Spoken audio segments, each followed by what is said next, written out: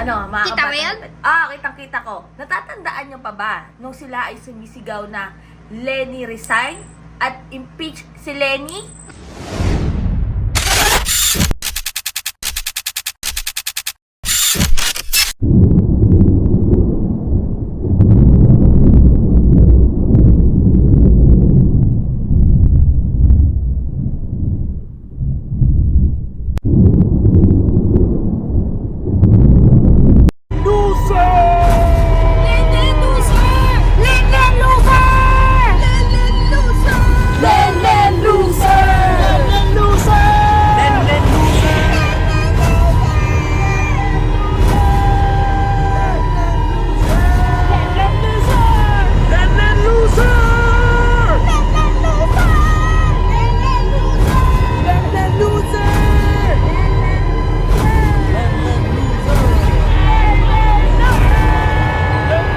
O di ba mga bata helmet, 2017 yan, nung sumisigaw sila na Lenny resign, impeach Lenny nga daw.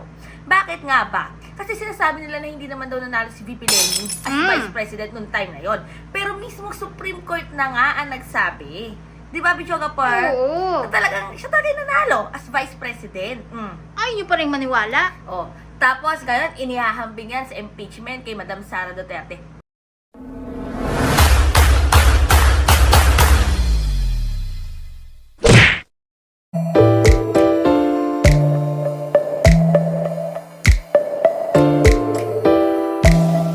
Magkaiba yun mga kabata. Una sa lahat, si Atty. Lenny Robredo hindi siya nasangkot sa anumang korupsyon.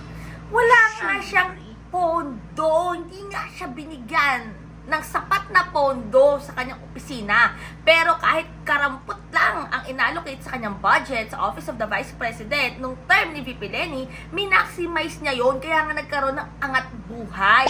Oo. Di ba? At nung nag-request din ng budget, Bichoga Per, ang OVP, ang bilis na naaprubahan sa Senado. Oo. Di ba? Nagpalakpakan pa nga eh. Palakpakan kasi alam na magagamit ng tama. Yes! Wala nang tanong-tanong. Pirmado na. Ito ng pera.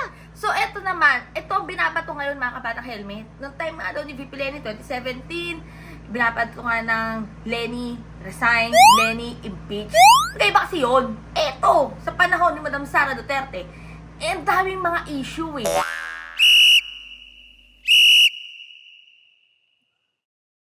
Andyan si Mary Grace Piatos, ang Confi Funds, ang 125.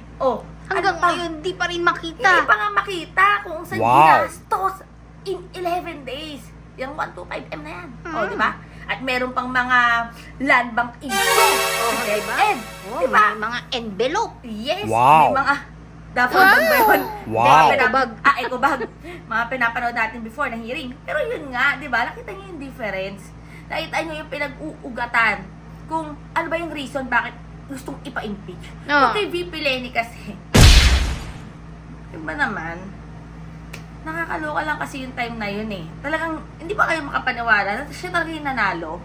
Mismo Supreme Court na nagsabi, Talagang diba? sinisiraan na siya nung pa, no? Talagang sinisiraan na si Atty. Lenny Robredo. Bakit pa ayaw yung maupo si Atty. Lenny? Natatakot ba kayo dahil pag si Atty. Lenny ang naupo talaga yan, meron tagang transparency, accountability, and good governance, masisiwalat ang mga nakatago dahil yun nga yung gustong ipasang batas ni VP Lenny na talagang tinutulan.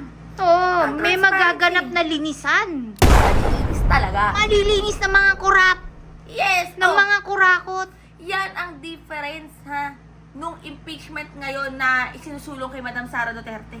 Ito ang daming issue ngayon about sa kaperahan, about sa pondo.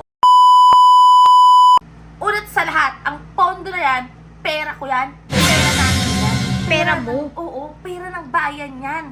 Galing yan sa tax natin, pinaghirapan natin yan. So, Hindi nila pera yan. Oo, may karapatan tayo mag-voice out, may karapatan tayo na maningil ng serbisyo at maningil ng transparency and accountability galing sa kanila. Dahil una sa lahat, hindi naman yan galing sa bulsa nila, galing yan sa bulsa natin at papahirap para pasweldohin sila na dapat ginagampanan nila ang trabaho nila. So comment down below kung ano masasabi niyo dyan dahil may bago na namang script ang mga troll. Inuugnay na naman yung impeachment kay Atty. Lenny Robredo dati. Magkaiba yon. Magkaiba. At Si Atty. Lenny hindi korap.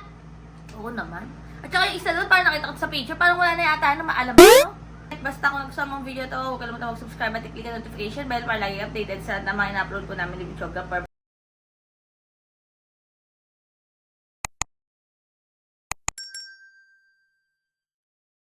Basta masasabi ko lang, pagka si Lord na ang gumalaw ng baso, kahit ano pang pigil, wala. Talagang sisingaw at sisiwalat talaga ang katotohanan. Nakakaloka lang talaga mga kabata hello. Kasi namin natin mabasa ngayon na may nagtatanggol, may nagsasabi pa ng kung ano-ano, mga animal thing. Pero di ba kung iisipin natin, tayong mga taong bayan, taong masa, tayo mismo ang boses talaga na dapat nangingibabaw ngayon. Dahil pera natin yan.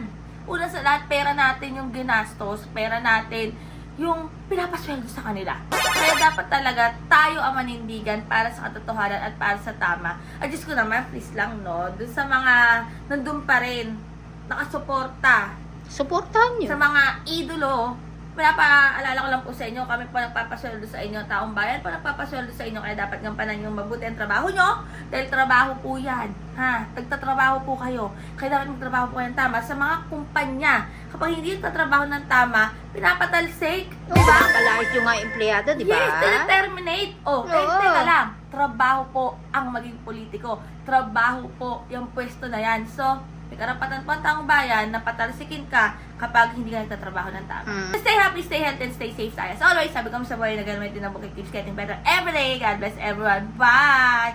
Well...